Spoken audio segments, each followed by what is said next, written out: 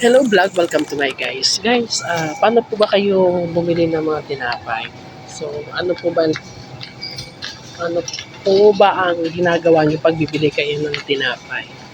Kasi ako, when I buy a tasty bread or kahit mga tinapay dito sa mga Save More sa SM, chine-check ko po yung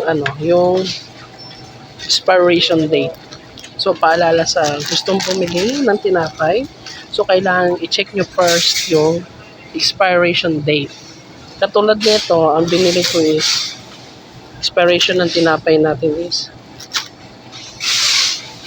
February 26.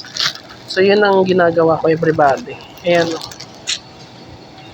So, chine-check ko yung expiration date. So, paalala sa mga bibili, sa mga nanay, sa mga gustong bumili ng tinapay. So, kailangan i-check natin yung expiration date. So, tandaan natin yan, guys. So, bye-bye!